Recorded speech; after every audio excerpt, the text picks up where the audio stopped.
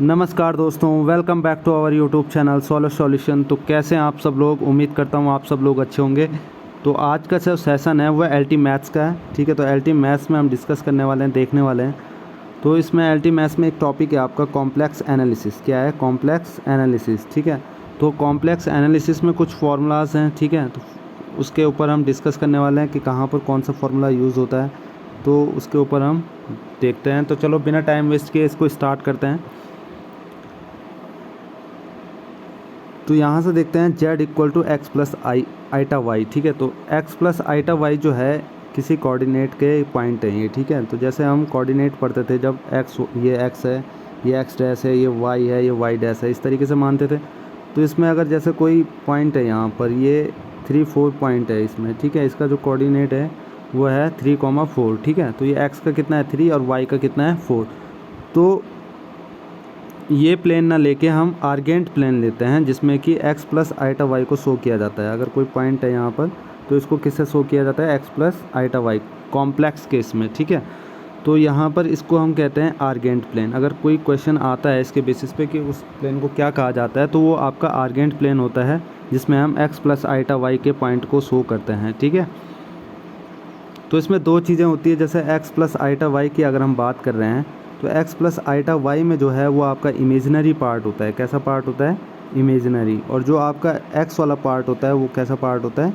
Real part होता है। तो ये दो पार्ट में डिवाइड हो जाता है आपका, एक x प्लस आईटा वाई, तो x रियल हो गया और आईटा वाई वाला इमेजिनरी पार्ट। नेक्स्ट इसमें है, अगर हमें z बार के लिए निकालना हो तो इसका अपोजिट हो जाता है इसका, ठीक है। जैसे z है, अगर नॉर्मल z है तो उसका x प्लस आईटा वाई होता है। अगर इसके ऊपर बार लगा देते हैं तो z equal to x minus iota y का हो जाता है।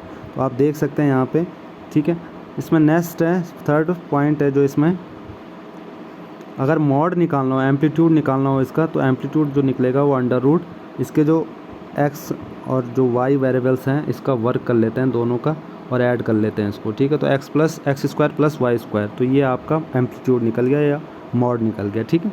अगर हम आर्गेंट की बात करें, आर्गेंट अगर हमें निकालना हो तो आर्गेंट की अगर वैसे बात हम बाद में कर सकते हैं, इसको डीप समझाया गया है बाद में आगे, ठीक है।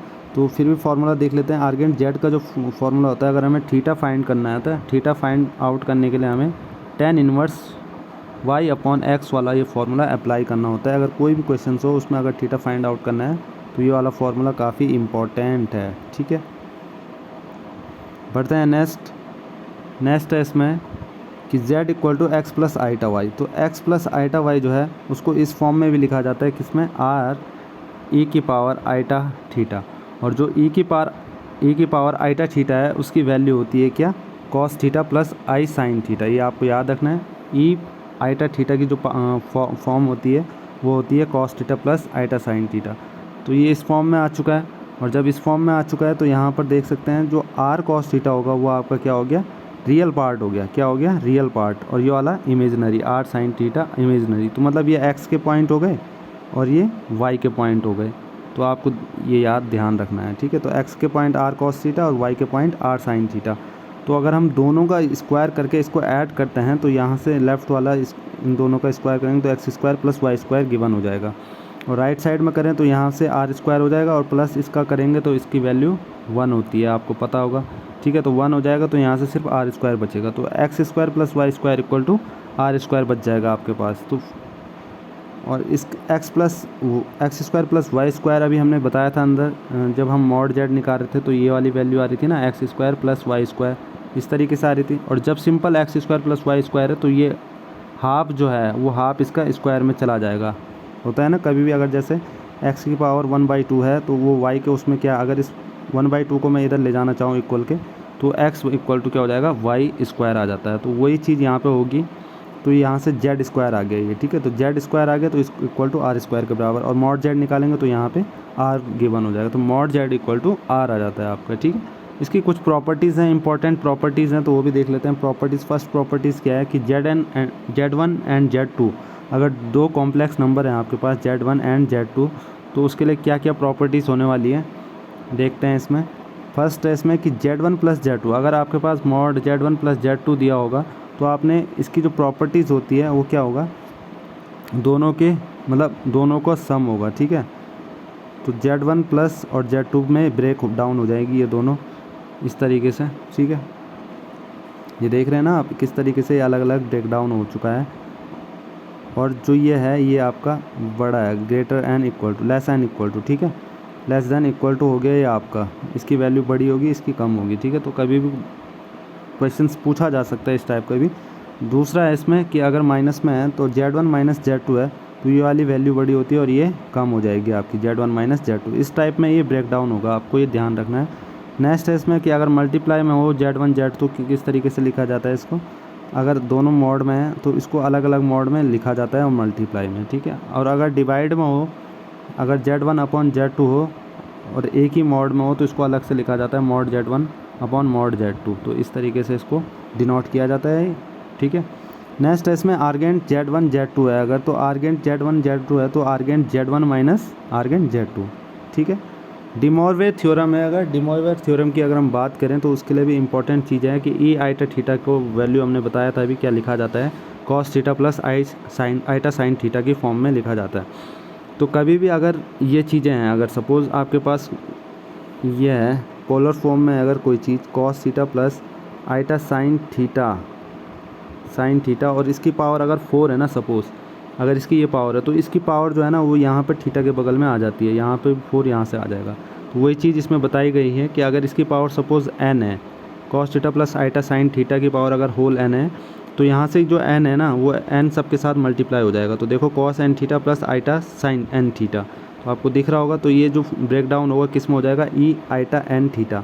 तो ई आइटा अगर n थीटा या ई की पावर 2 आइटा थीटा दे दिया तो उसको आपने किस तरीके से फॉर्म में करना है, इस फॉर्म में लिखने के लिए आपको यहाँ पर n की जगह पर 2 अप्लाई कर देना है। सिंपल सा है, कुछ नहीं है, ठीक है।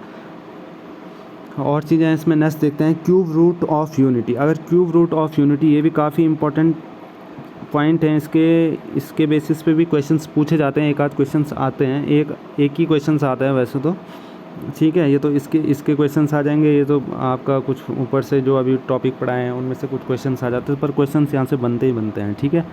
तो अगर होल क्यूब, अगर ओमेगा क्यूब की अगर हम बात करें तो ओमेगा या डब्ल्यू क्यूब की अगर हम बात करें तो इसकी वैल्यू हमेशा कितनी होती है, 1 होती है, ये आपको ध्यान रखना है। और 1 प्लस ओमेगा स्क्वायर की वैल्यू कितनी होती है, 0, और मल्टीप्लाई में हो तो उसकी वैल्यू 1।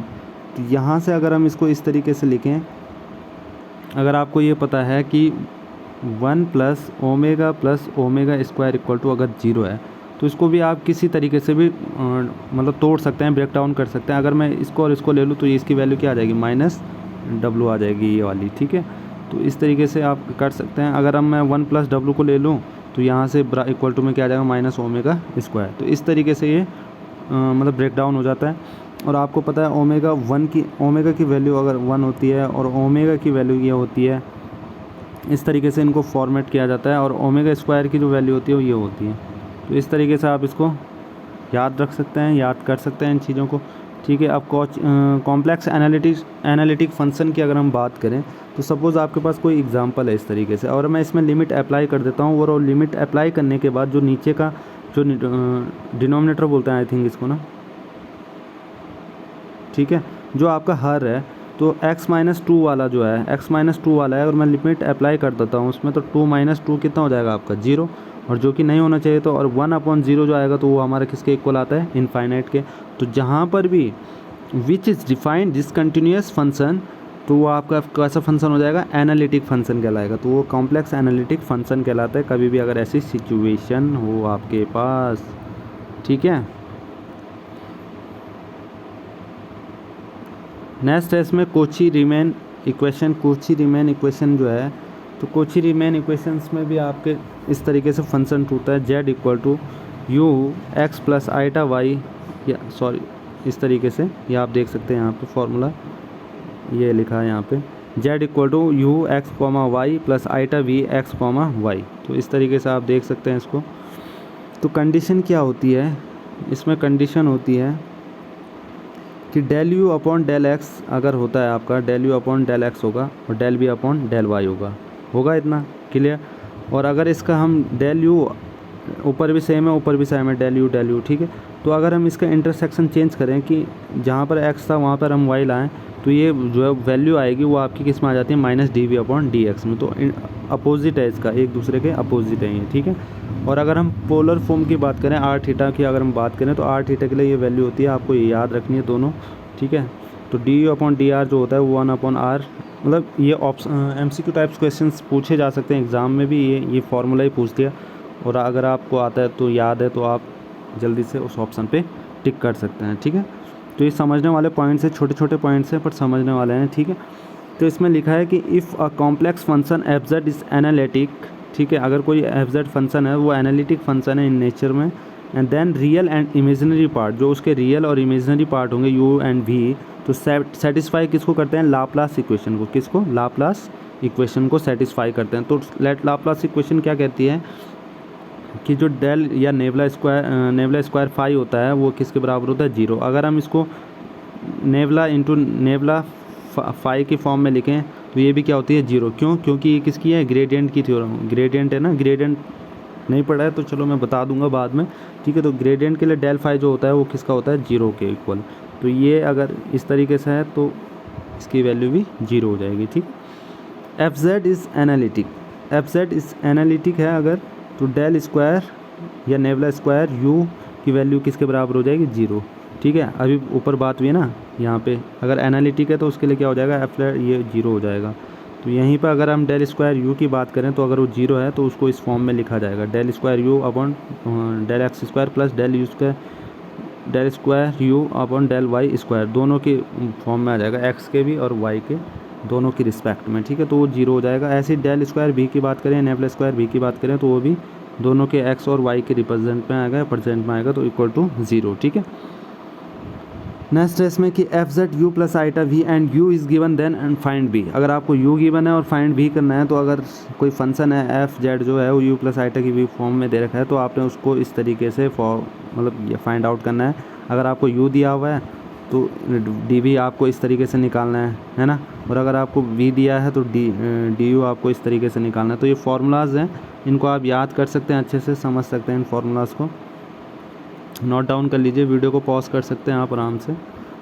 मिलनेस थॉमसन मेथड की अगर हम बात करें, ये भी काफ़ी इंपॉर्टेंट थ्योरम है, ठीक है। तो मेथड है इसमें मिलनेस का, तो व्हेन यू इज़ गिवन, अगर आपको यू गिवन होता है तो किस तरीके से, तो del u upon del x equal to होता है 5 1 x, y। तो 5 1 जो होगा आपका वो क्या हो जाएगा, z, 0। ऐसी तरीके से अगर डेल भी अगर हम निकालें तो डेल भी अपॉन डेल वाई क्या हो जाएगा, 5 2 x, y, तो 5 2 इक्वल टू z, 0, ठीक है। तो एफ जेड इक्वल टू जो आता है टोटल आपका जो एनालिटिक फंक्शन जो है वो किस तरीके से आता है, तो उसको लिखते हैं integration phi z1, 0 minus iota phi z1, 0 dz plus C. तो इस फॉर्म में इसको लिखा जाता है, तो आपको इसको समझने की ज़रूरत है फार्मूलाज को, बाकी आप इसको आराम से कर सकते हैं मिलनेस थ्योरम के अकॉर्डिंग, ठीक है। अब इसमें काफ़ी इंपॉर्टेंट टॉपिक है, इसमें पिछली बार भी क्वेश्चन पूछा गया था, आई थिंक पूछा गया था इससे, रेडियस ऑफ कन्वर्जेंस से, ठीक है। तो रेडियस ऑफ कन्वर्जेंस जो है काफ़ी इंपॉर्टेंट पॉइंट या टॉपिक है, ठीक है। तो इसको आपको याद रखना है। रेडियस ऑफ कन्वर्जेंस कभी भी अगर निकालना हो तो उसमें क्या करते हैं, जैसे लिमिट है, लिमिट अगर इसमें है किसमें एन टू इन्फिनिटिव है, ठीक है। इसमें एन टू इन्फिनिटिव है तो इस तरीके से फंक्शन को लिखा जाएगा, एक जो ए एन फंक्शन होगा और उसका अपॉन कर देना है ए एन प्लस 1 वाले फंक्शन के साथ, ठीक है। और अगर आपके पास लिमिट एन टेन टू 0 है तो ऊपर अपोजिट हो जाता है, ये ऊपर चला जाएगा और ये नीचे चला जाएगा, तो ये आपको ध्यान रखना है। इसी तरीके कोई क्वेश्चन है, अगर आपको क्वेश्चन आ गया तो आपने क्या करना है, एक तो फंक्शन ये हो जाएगा आपका, दूसरा अगर आप एन ए प्लस, ये तो ए एन हो जाएगा आपका, और ए एन प्लस 1 निकालना है तो उसमें आपने एन की जगह पे क्या कर देना है, एन प्लस 1 कर देना है, और दोनों को आपने लिमिट अगर इसमें है तो इसमें इससे डिवाइड करोगे, और अगर एन टेन टू 0 है तो इस तरीके से डिवाइड करोगे, मतलब उसको ऊपर नीचे आपने एडजस्ट करना है, ठीक है। वो आप लिमिट के अकॉर्डिंग करोगे। टेलर सीरीज़ की बात करते हैं तो टेलर सीरीज़ भी काफ़ी इंपॉर्टेंट टॉपिक है यहाँ पे आपका। तो टेलर सीरीज़ जो होता है वो फंक्शन जो होता है वो होता है f z equal to f a plus f dash a 1 factorial और z minus a plus f double dash a 2 factorial z minus a का होल स्क्वायर। इस तरीके से ये फॉर्म में लिखा जाता है टेलर सीरीज़, ठीक है। तो टेलर सीरीज़ के अगर कोई क्वेश्चंस आती हैं या इसके बेसिस पे कोई क्वेश्चन आ गया तो इस तरीके से आपने फार्मूला याद रखना है और फार्मूला के बेसिस पे आपने क्वेश्चन को सॉल्व करना है, ठीक है। अब जो काफ़ी इंपॉर्टेंट टॉपिक हैं, पूछे भी जाते हैं, एग्ज़ाम में पूछा भी गया था शायद, स्क्वायर रूट की अगर हम बात करें, अगर किसी भी एनालिटिक फंक्शन या कॉम्प्लेक्स फंक्शन का आपको क्या निकालना है, स्क्वायर रूट निकालना है, तो स्क्वायर रूट के लिए ट्रिक होती है। अगर आप बुक से पढ़ोगे तो बुक में अलग नॉलेज है, बुक से अलग समझ नहीं आएगा आपको कि किस तरीके से इसको सॉल्व करना है। तो ये स्क्वायर रूट जो इसका शॉर्टकट ट्रिक है, इसमें कुछ नहीं करना है आपको। जैसे x प्लस आइटा वाई है अगर आपके पास, तो x प्लस आइटा वाई जो आपको फंक्शन दिया होगा, जैसे ये एग्जांपल के तौर पे ये दिया है 5 + 12 आइटा, तो इसमें दोनों के x के भी और y के भी, जो x और y के जो हैं साइन है वो किस में है, दोनों मतलब प्लस प्लस में है। तो अगर प्लस प्लस में है तो इसके जो आंसर आएंगे, मतलब जो इसकी वैल्यूज़ आएंगी, जो a और b की जो वैल्यूज़ आएगी, वो a और b की वैल्यू प्लस प्लस आएगी या तो आपकी माइनस माइनस आएगी, इस तरीके से आएगी। ठीक है, इनमें दोनों में इसमें कंडीशन है ना कि अगर x वाला भी प्लस है और y वाला भी प्लस है तो आंसर जो होगा आपका वो इस फॉर्म में होगा, ये तो प्लस प्लस, ये तो माइनस माइनस। ठीक है, सेकंड पॉइंट है इसमें कि अगर आपका आई कॉफिशिएंट माइनस में होता है, जैसे 5 - 12 आइटा ले लिया मैंने सपोज, तो ये आइटा वाला पार्ट जो है वो माइनस में है, तो उसके जो आंसर होंगे या ए और बी की वैल्यूज़ जो होगी वो किस में आएगी आपकी, या तो आपकी माइनस प्लस में आएगी या प्लस माइनस में आएगी, इन दोनों फॉर्म में आएगी। तो आपको दिमाग में ये ध्यान रहेगा कि हाँ ऑप्शन या तो फिर इस तरीके से होगा, मतलब आपको ऑप्शन देखने की ज़रूरत पड़ेगी, सीधा ऑप्शन से ही आप सॉल्व कर सकते हैं इसको। ठीक है, तो ए वी का मान अगर आपको निकालना तो यहाँ से सॉल्व भी नहीं करोगे, अगर नंबर भी अगर आपको सपोज ये वहाँ पे इक्वल दे रखे हैं और आपके साइन का खेल है, तो साइन के खेल से आप समझ सकते हैं कि अगर आई का कॉफिशिएंट माइनस में है तो उसके आंसर आपको पता होना चाहिए कि इस ये तो इसमें होगा तो इसमें होगा, तो आप उसके अकॉर्डिंग भी इसको सॉल्व कर सकते हैं। ठीक है, एम्पलीट्यूड की बात करें, अगर हम amplitude argument of a complex number के एम्पलीट्यूड की बात करें तो उसका एंगल जो चलता है 0 <2 थीटा = <2 पाई, 0 से 2 पाई के बीच में चलता है, ये है ना पाई पाई पाई पाई पाई, ये तो टोटल 360 का बन गया है। ठीक है, तो 180 × 2 करेंगे तो 360, तो इसलिए 2 पाई की फॉर्म में लिखा जाता है, डिनोट करते हैं। तो केस फर्स्ट है, इसमें केस कुछ नहीं है, सिंपल से केस है, आपने समझना है। मैं एक आध केस समझा देता हूँ, कुछ नहीं है इसमें। जैसे आपके पास ये कॉम्प्लेक्स नंबर दे दिया आपको, इसका ये दे दिया, अब इसमें पूछ दिया आपको कि एम्पलीट्यूड निकालिए जी, 2 + 2 आइटा का एम्पलीट्यूड निकालिए। अब आपने किस तरीके से उसको सॉल्व करना है, करने का कुछ तरीका नहीं है, सिंपल सा तरीका है। ये फार्मूला आपको याद होना चाहिए, थीटा = tan इनवर्स y/x, इस तरीके का फार्मूला अगर आपको याद है।